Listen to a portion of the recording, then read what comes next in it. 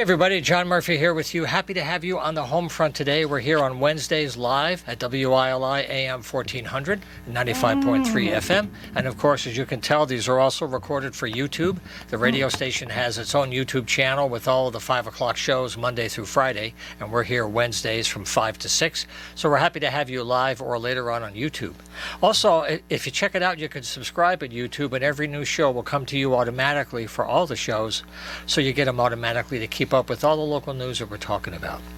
For the second half of the show today, we're going to talk about Eastern Connecticut State University and funding for higher education, and how the school is trying to improve its services and to adapt to the changing circumstances for higher education funding after COVID and during the state restructuring of higher ed across Connecticut. That'll be for the second half of the show. For the first half, I'm happy to have two friends back in the studio again to talk about the next Repair Cafe. That's coming up this Saturday, July 8th. They do these 4 times a year, and it's from 10 a.m. to 4 p.m. at the First Congregational Church. So welcome back to the studio, Judy Prill and Ginny Walton. Appreciate your good work and for being here today.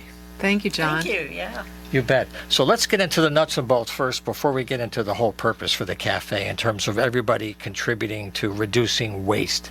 But the cafe is a special event. There's only a few of these, and people are still learning about the idea of going somewhere to fix things for free, with volunteers who are giving their time to fix things for free to reduce waste so things aren't just disposably thrown away. It's a beautiful idea. You've been doing it now, I guess, since 2014, you said, right? Yes. So that's great. You know, it's a long track record. Congratulations on all those fixings.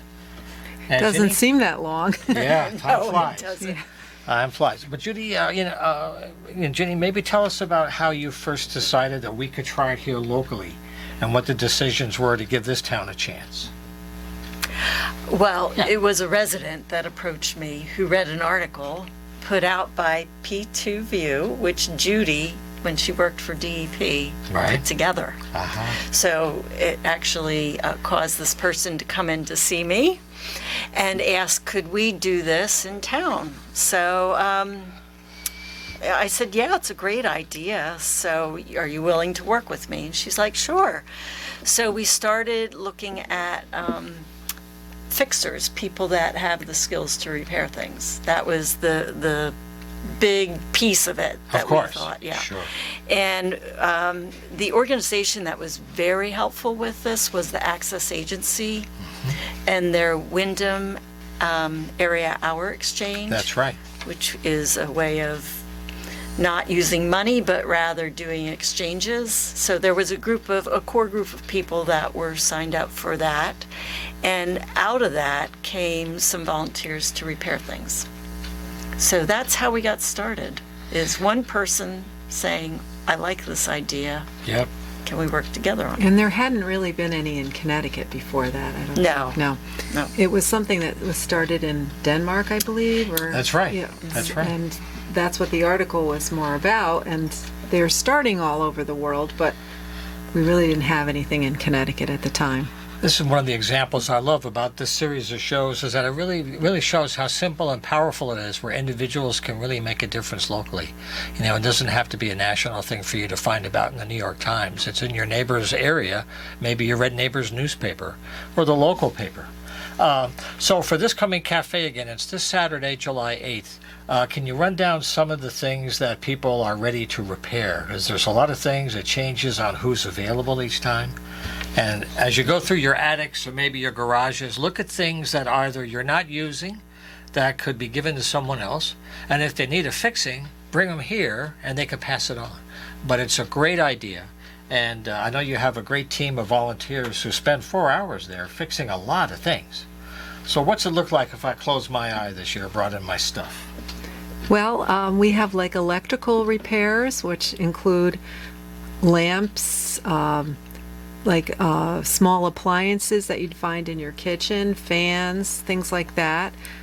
Those are very popular items that people bring in. Vacuum cleaners. That's right. Even bread machines people have brought in.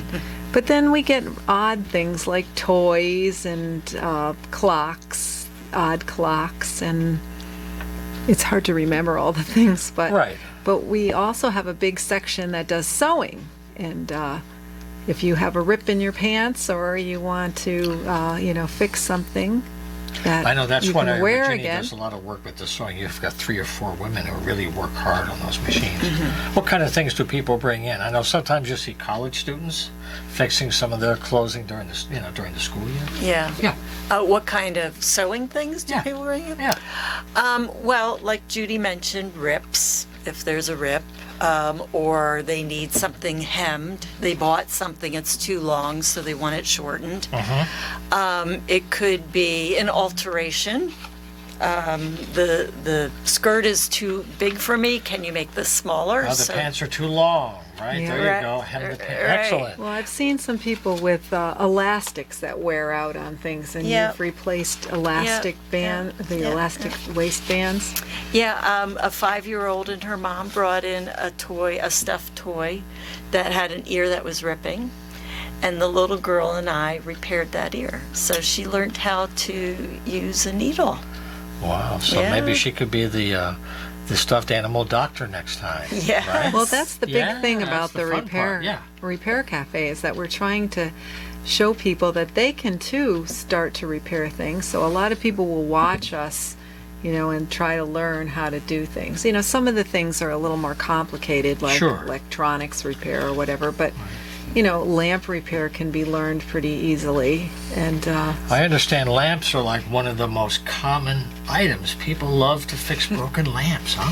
well, lamps have sentimental value. People have passed them down and they have, feelings towards them, believe it or not, Right. and they want those fixed. So they don't tend to throw those out. Something else I see occasionally, there are a lot of folks out there that really love the art of cooking, and they work through knives, and they have to have them sharpened all the time to do a good job. And I've seen lines there, people really bringing in knives. Can you talk about that and how that works out?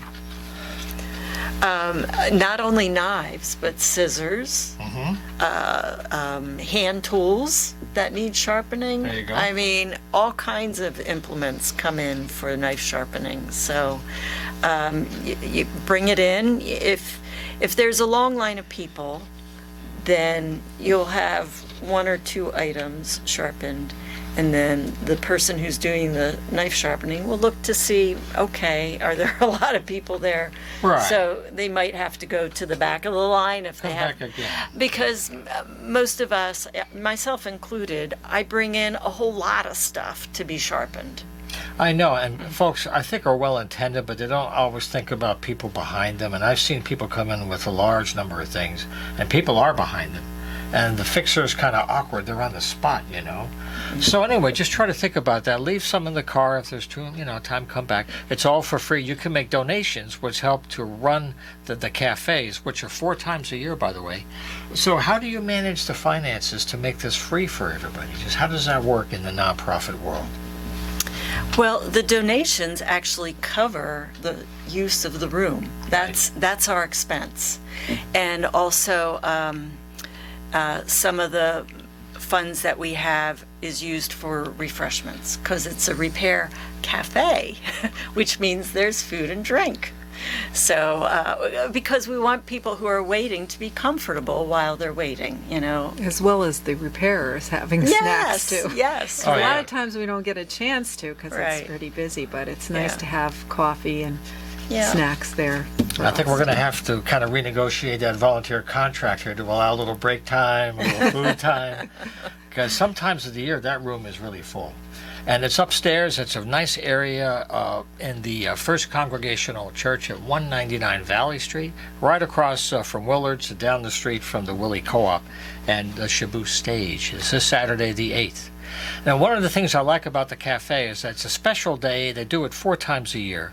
But you always hear about taxes going up and how towns are spending more for trash removal, shipping trash out to other states. I know today in the news the city of Hartford was doing a lot of debating over the excessive cost of moving their trash out of the area. So what I want to ask you too, since this isn't not about political things or any bill, but I'm asking about people who are watching or listening and what everybody does every day that adds to the problem. Because part of the trouble is reducing the generation of waste. Okay, we have it, we have to get rid of it. But what can we do to reuse or recycle, like you said? So the Repair Cafe is one really good way to show it every day.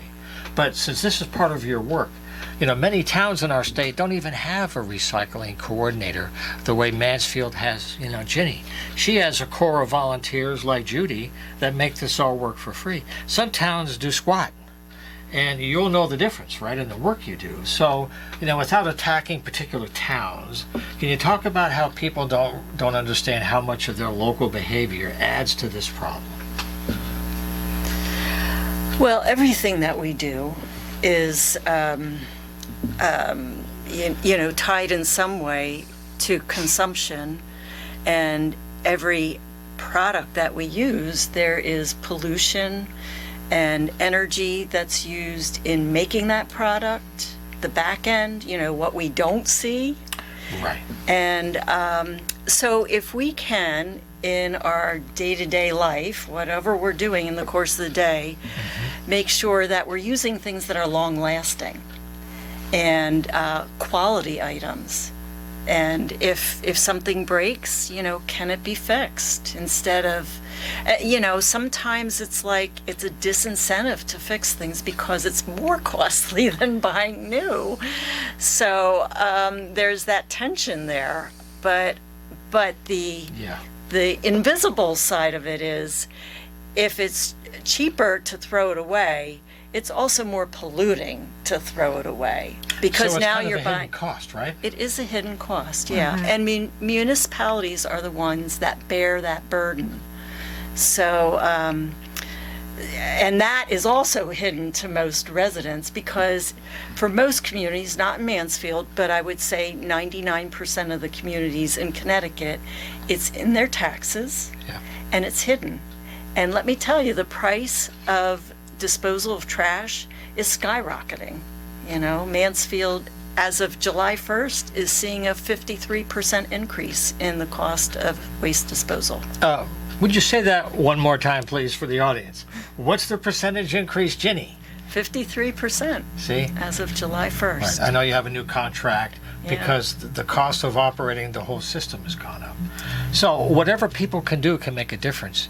And they have talked sometimes about towns cooperating, and they regionalize some purchasing.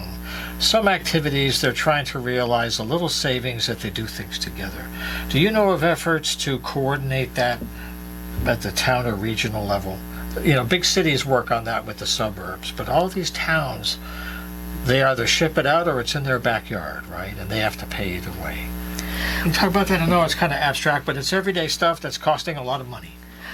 Well, I mean, Mansfield, Willimantic, Chaplin, the listeners in this area are part of a waste region called Mid-Narrock, and the towns collectively go together in bidding out contracts for recycling bulky waste, not for trash, but for the other recyclables and for bulky waste, and for chipping brush. So there is that regional effort for those types of items.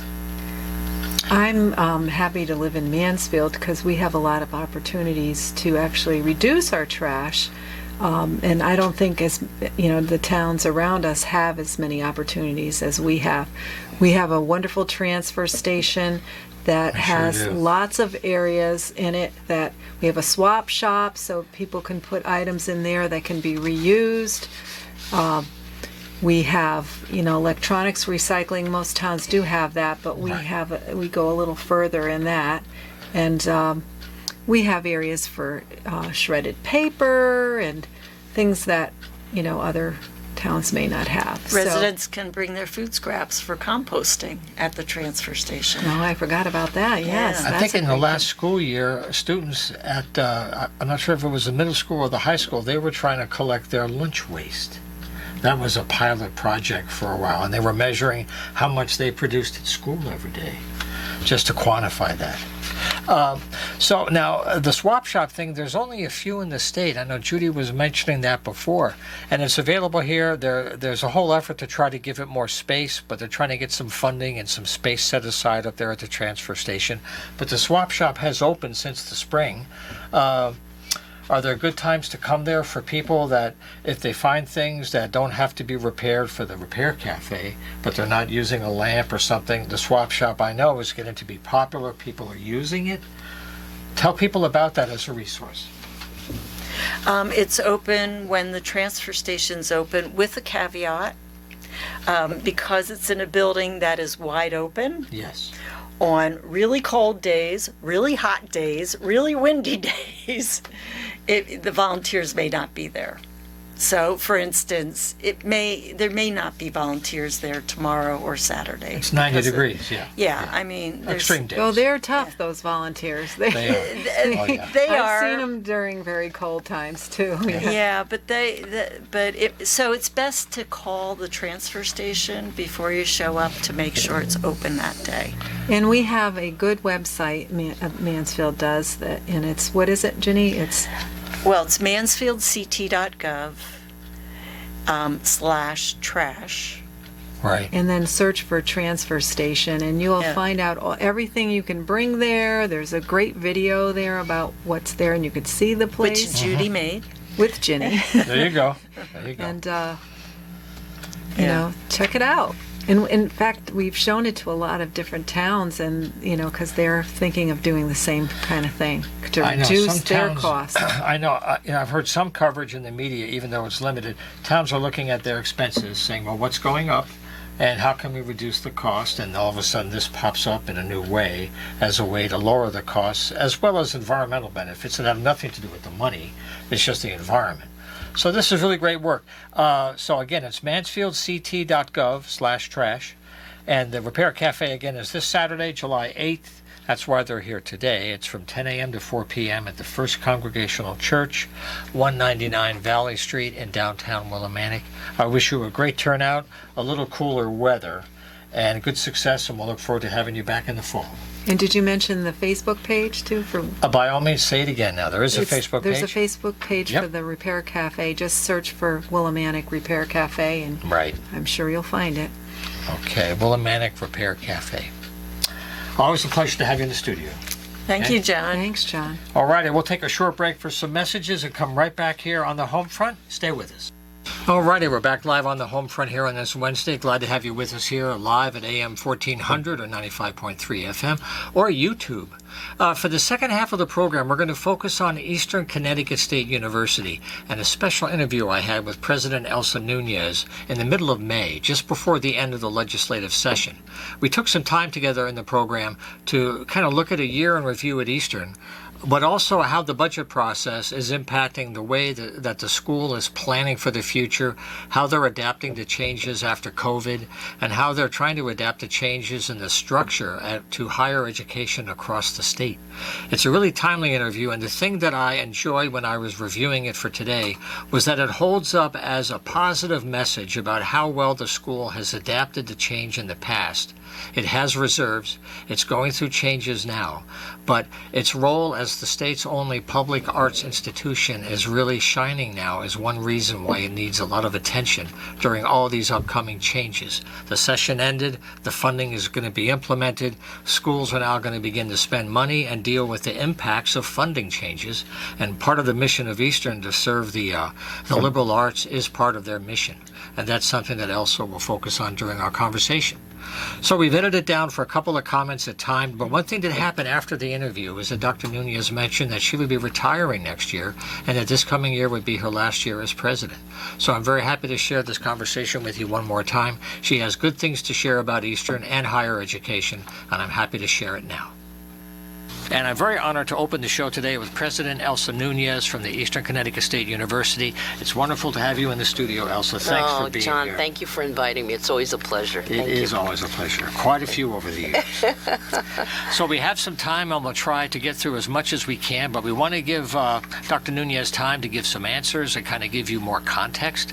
We're in the middle of the budget session, so all the budgetary things are in flux right now. There's nothing really settled.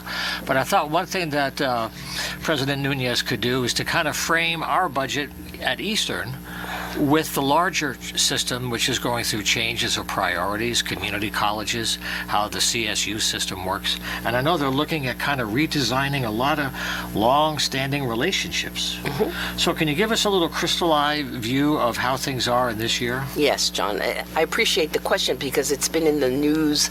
You know, people are, talking about it, debating the budget, and there's many perspectives. But let's start off with Eastern's budget. 18 years I've been president, and we've had a balanced budget every single year. And that's a wonderful tribute to the community, the faculties and staff, my administrators who always, everybody's on the frugal side. We don't spend what we don't have. So this community should be very proud of that. So the system is composed of 17 what I call units, 12 community colleges, 4 state universities, and that's Southern, Central, Western, and Eastern, and one online entity called Charter Oak. That's right. Each of us has our own budgets. The story is that not each of these units has had a balanced budget. So that's what you're reading about in the media, for example, reading about and hearing about it in the media. And that is that Western and Southern are having challenges with their budgets. And that, to be quite honest, never happens for 1 year. It's over time that you slip, spend, and then here you are with some budget challenges. Eastern, as small as it is, has about $33 million in reserves. And that's what you and I would put away in our savings account in case the furnace broke at home or the roof needed fixing. So I've done the same thing. If there's a tornado in Willimantic, if there's flooding and I have to repair something, I've got that money set aside so that it doesn't interfere with the student's education. So now what has happened is that over time, the governor and the Office of Policy and Management have given resources to the workforce, and that I mean in terms of raises. And those raises people are entitled to them. They've worked very hard. The state employee system. The state employee system. Right. But when they negotiate those increases, we then get the bill at Eastern. We don't negotiate what Eastern's faculty or staff are going to get. The governor's office and the OPM negotiates that, and then we're sent the bill. So those incremental costs like inflation, wage increases, things that we have no control over. For example, energy costs skyrocketing and other costs skyrocketing. Goods are now, at a prime and they're scarce. So all of those costs, if you add it up, are difficult to cover unless you get an increase in the budget, and that's where we are today. So the audience has heard that the legislature is debating whether to lift the spending cap. Connecticut has a spending cap, and the governor's position, which I respect, is we're not going to lift the spending cap. However, there are organizations in Willimantic that are nonprofits like Horizons and others, which have asked for increases. For example, they've asked for a 7% increase in their budget, and they've gotten a 1% increase in their budget, the proposed 1% increase. And they're saying, no, we want 7 or 8 so we can give our workers increases. And so what has happened is, for nonprofits and for higher education, we're not getting the increases that we think we need in order to balance future budgets. So for next year, I think I can manage it, but for the following year, 25, the shortfall is about $17 million for Eastern. And that's huge. And that's right now why we're trying to get everybody's attention and say, please stop, look at these numbers. This isn't that Eastern has spent money needlessly or that we're not well managed. We've had a balanced budget, as I said, every year. We have reserves, and we will use some of those reserves for next year and for the next year, the year to follow. So what I say is, please don't force us to cut services to students. The students deserve the shuttle bus, they deserve tutoring, they deserve supplemental instruction, they deserve good facilities that are clean and accessible to people with disabilities. So we can't do that if the budget isn't at the level that it should be. And so I want to take this opportunity to thank all the taxpayers, because you realize that a fancy liberal arts college today, a private one, costs about $82,000 a year. Eastern all all-in is about $27,000 and change. That's with room and board and tuition. That's a wonderful price point, and that's because taxpayers, we get money from the state through the taxes that you pay and that you and I pay. And I want to thank all the taxpayers, because I think in this world where we want a great democracy, you have to have access to higher education for everybody, not just the privileged people born into fancy families. No, if your mother cleans toilets, you should be able to go to college and get a first-class education. And that's really what Eastern's about. It's a public university, and we're very proud of the public, and it's a liberal arts university, which is public, and that's a rarity to have a public liberal arts college in a state. Now, you know, there's one more aspect of the budget thing that's in the papers that people will debate, and it's confusing, is the surplus versus the spending cap. Yes. Because the cap has come and gone over the years. It's been adjusted, but they have it set now. And the debate is, we do have an existing surplus that some people say we should always save for a rainy day. Some say, well, we should use some of it now, because some of these unmet needs that Elsa was talking about are sitting there on the table. So there's a tension for that. Yeah, there's a tension. And there's, you can make the argument either way. We do that at home, right? Yeah, no, we're not absolutely. going to buy that because that's not a necessity. That's a luxury. Right, and we look at our lists of things, and that's what's happening. People are saying, no, we don't want to use the surplus now. We just want to put it away for a situation where Connecticut would need it. But on the other hand, you say, okay, so if you don't do deferred, if you don't pay attention to deferred maintenance at Eastern, and I'll speak to Eastern alone because that's what I know best. All right, so now we've got buckets in the hallways because the ceiling is dripping because the roof is broken and we haven't fixed it. Then you've got, deterioration in the structure of the building because there's water damage all through the building. Then you've got concrete breaking, which is dangerous. Then you've got electrical that needs to be fixed, and on and on and on. So these things, even though you may not want to spend your little extra money, you're going to have to. You're going to have to, or otherwise you're going to have a university that the taxpayer is going to say, I don't want my son or daughter or grandson going there. It's a dump, Yeah, over time, and people have to deal with that. Yeah. They do. Infrastructure is it's costly. Now, something else, there's been so much research on across the country. New England has a disproportionate number of schools, a large number of colleges. And as you know, the demographics, the numbers are going down, although there are historic cycles. But when the number of students is down with many, many schools, this is a stress everywhere, private, public. So when you try to plan ahead and anticipate the changing numbers, how do you anticipate core needs that have to be met all the time? And then what areas may have to be deferred or wait until you have more demonstrated need to justify the resources when you want to do it that way? Yeah, that's such a good question. My philosophy, and my chief financial officer, Jim Howarth, who's been a phenomenal colleague, and he is he's been with me for 12 years, and he knows the budget inside out and works with me on all these numbers. We are very conservative. And I use that word meaning conservative. So when we project for next year, instead of saying, oh, we're going to have more students than we need and we're going to have thousands come, we don't do that. We say, what's the minimum that we think we're going to have? And we base it on that, the budget on that lower number. And then if we get extra students, that's gravy. And then we have that money and we can spend it on different things. But it's conservative budgeting that has helped us through the years, as I said, get to a place where we have a balanced budget. I think people often stretch, and so when they're doing their projections, they say, well, we're going to get money from here, money from there, and those are wish lists.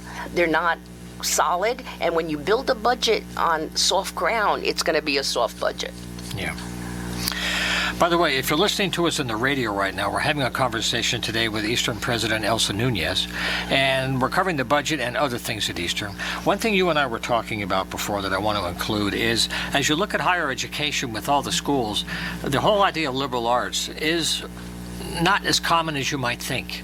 There is a huge focus on technology, and people are looking at industrial growth and all the benefits of technology. So you have lots of STEM, but there's also something called STEAM, which integrates the arts and humanities in technology. About what is it for, who is it serving.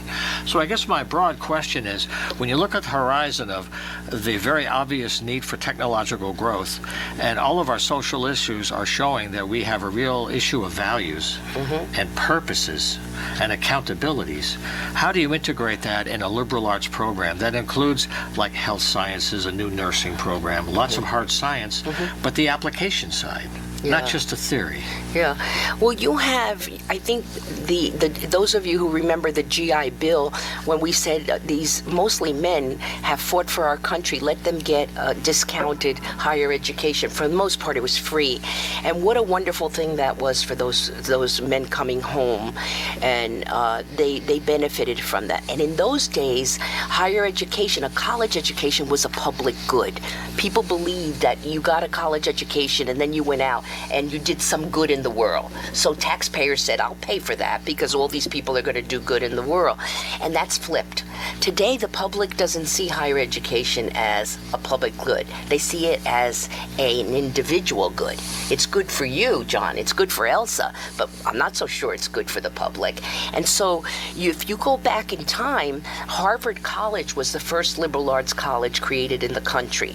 And white men went to Harvard College, and what did they study? They studied music, philosophy, mathematics, religion, and those are what we call in Latin artes liberales, the liberal arts. The word liberal today, people think it's political. It's not, has nothing to do with politics. Liberal arts has to do with the arts. And so the Harvard men graduated and they knew each other. So they had a circle of men that they knew that were doctors, lawyers, financiers, and so they had a leg up in society. No private liberal, there were not enough private liberal colleges to really go around in this country because they're small and they take in few students.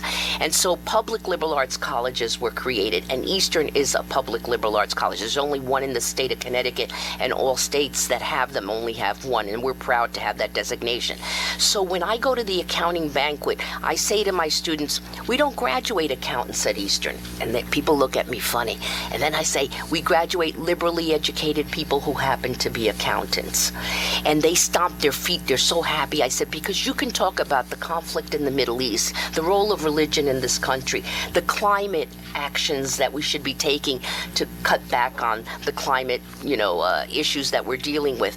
And this education of the liberal arts is an intellectual education that gets you to think critically and to think systematically and to argue with both sides. One on the left, one on the right, but I don't mean politically. I just mean the weight of both. Listening to other people's opinions, speaking clearly, understanding fact from fiction, and using facts in your argumentation. All of that is critical in a liberal arts education. If you take all that and you give that to a person who wants to be an accountant, they're a different person.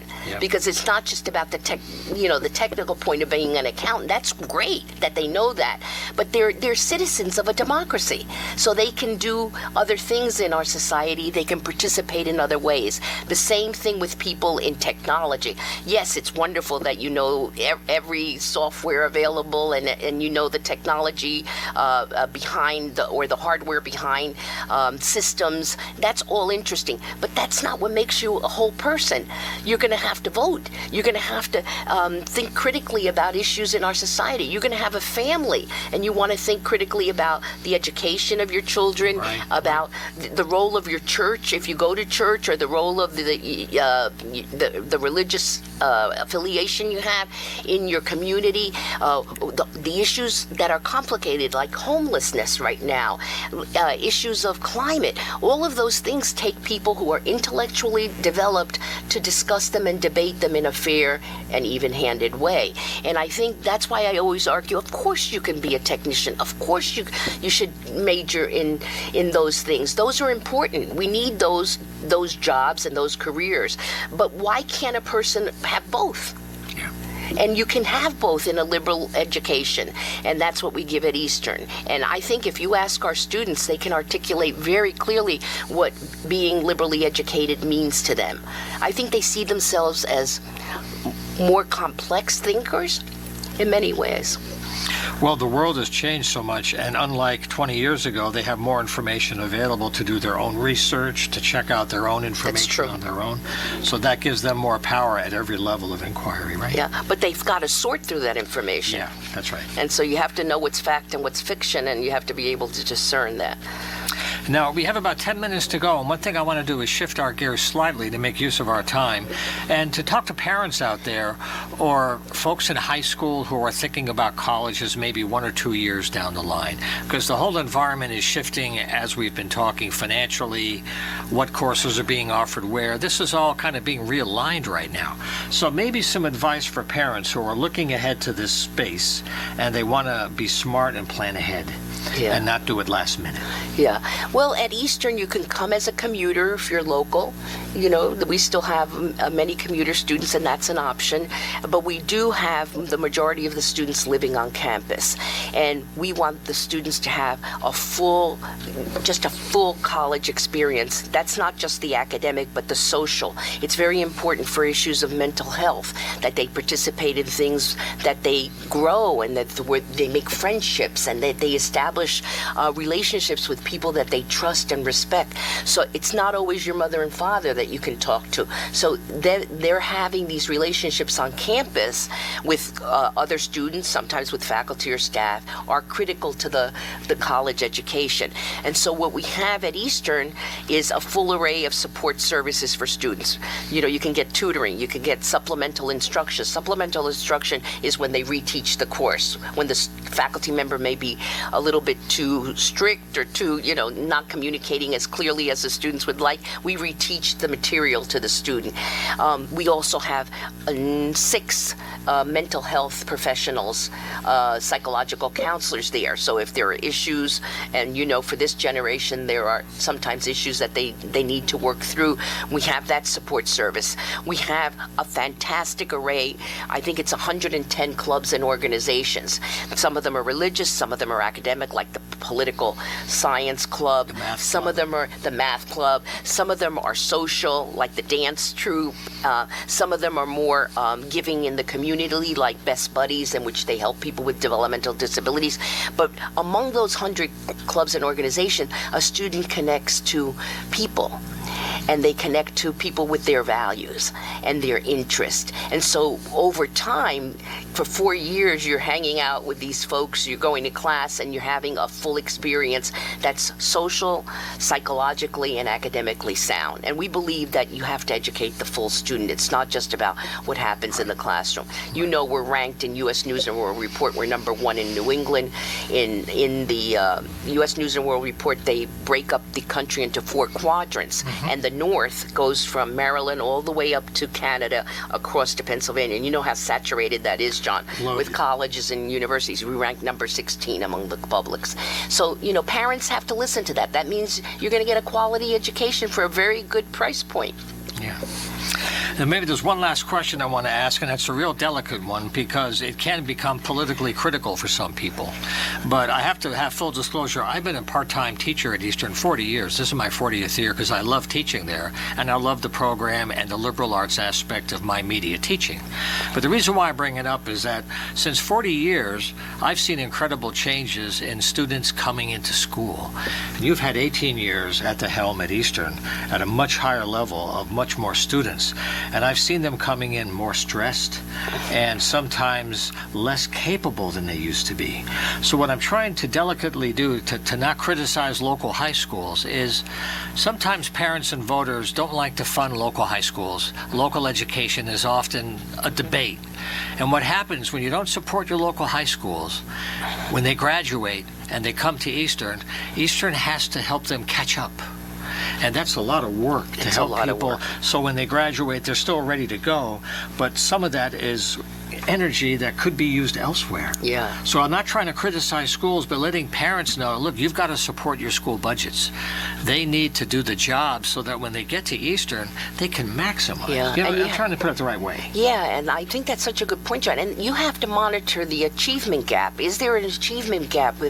Is your son or daughter not doing as well in mathematics as they should, or in English, whatever it is? Because if you get after that and close that achievement gap while they're in high school, they're going to do much better in college. If they graduate with that achievement gap, when they get to college, you know, they're going to be D and C students because they've got such a far reach. Yeah. Because it's hard. College is demanding. And so I think you're right that you don't want to blame the schools. No, I think the schools, the teachers are fabulous. I think the schools, you know, often don't have the right resources. And so, to your point, we should support the local schools in whatever way we can. Yeah. Okay, well, maybe since we could close on a nice optimistic note. 18 I would years like of that. Well, you know, because you go back to the session and there's still a lot of clouds in the sky. Yeah. But when you look at 18 years of service, what is the thing that surprised you? That when you got here, you had a vision, you thought, well, here's what I'm going to get into. And now you've had 18 years of living in our region. What is one of the nicest surprises for you that you didn't expect? Well, I taught English. I was a professor of English before I became president. And I knew this in the classroom because I always learned from my students. But I had no idea how inspirational the students would be in my life. And I'll cherish that till the day I die. They are so smart and so committed to issues of climate right now, and equity and social justice, and they believe passionately. And you know, people poo-poo this generation and say, oh, you know, they don't do this, they don't do that. I don't do that. I find them for the things that they believe in, they are very motivated, and they have been a source of inspiration for me. Much of the work I have done has been difficult, but I must tell you, when I focus on the students and their inspiration, it makes it much easier. And so I have to thank them for that. Okay. Well, thank you for sharing some time with us as this year comes to a close, and we'll try to get you back at the end of the year to see how things came out after the session. Everything settles down, and as schools are retooling and readapting, we'll see how things are going. And if people in the audience pray that I get my budget. Yeah, we'll find out within a month or so. That's we'll know. right. Thank you again so much. It's a pleasure.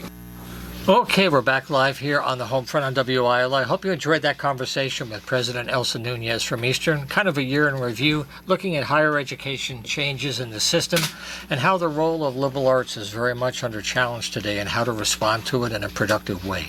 So we'll look forward to having Dr. Nunez back on the show later in the year, as she said, for an update on how things are as the new budget is implemented maybe in October, November. Okay, we have a calendar, so we have some events and good news to share about things that we're covering this summer, some events, but right now we're going to have a little musical humor for you, a record that you probably haven't heard before. It was a huge hit in American radio in the mid-60s. That was back when pop radio had things called instrumental songs and comedy records, of which this is one. Alan Sherman was working on The Tonight Show. He was a comedian, and he had a few very successful pop records. This is a classic summer song about life at the camp for the kids. So take it away, Hello Mudda, Hello Fada.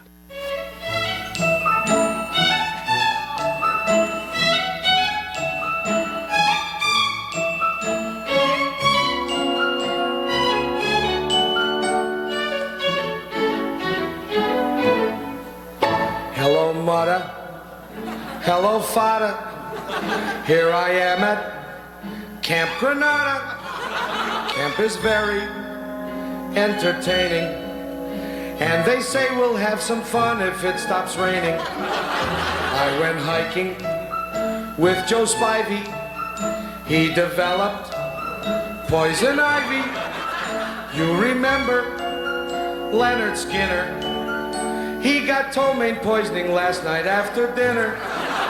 All the counselors hate the waiters, and the lake has alligators, and the head coach wants no sissies, so he reads to us from something called Ulysses. No, I don't want, this should scare you, but my bunkmate has malaria.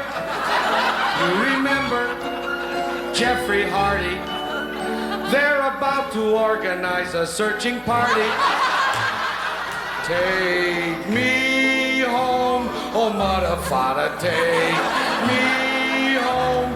I hate Granada, don't leave me out in the forest where I might get eaten by a bear. Take me home, I promise I will not make noise or mess the house with other boys. Oh, please don't make me stay.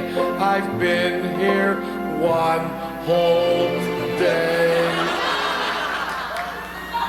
Dearest father, darling mother, how's my precious little brother?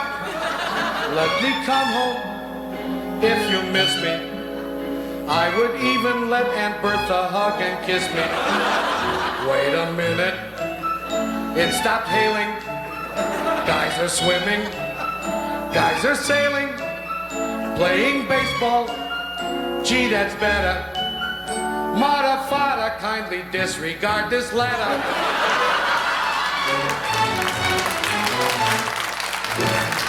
All right, happy summer, everybody. The day after July 4th, July 5th, happy birthday, America, to the very best of you that is yet to be. A few words of levity there. Alan Sherman, I hope you enjoyed that little geek moment. For me, it brought back the memories because I'm old enough to have heard that on the radio when it was a hit. So that's kind of dating me, but I'm going to stop that. We got a couple minutes left. I want to run down a few things. Coming up on July 10th in the evening from 5 to 6:30 is the Coffee Break Gallery opening reception. There's a show coming on, Land of the Free and the Brave, America the Beautiful. It's running through the month of July, and they have an opening reception at 5 p.m. on Monday, July 10th. That's next week. They're showcasing local artists and their talent. And there's a special networking meeting from 6 to 6:30 if you want to meet some people and get involved and, connect your work with Wyndham Arts and the Wyndham Region Chamber of Commerce, who are putting this exhibit together. Then just contact them again. That's coming up on July 10th, 5 p.m. Eastern Connecticut Veterans Center is at 47 Crescent Street, right here in Willimantic. The Thursday concerts continue up in Mansfield, up at the Betsy Peterson Square. That's Thursdays in June and July at 6:30. They've been going on for a while now. Coming up on July 13th is Seth Adam. They have the Awen Family Band on the 20th. That's Thursdays at 6:30 up in Stores.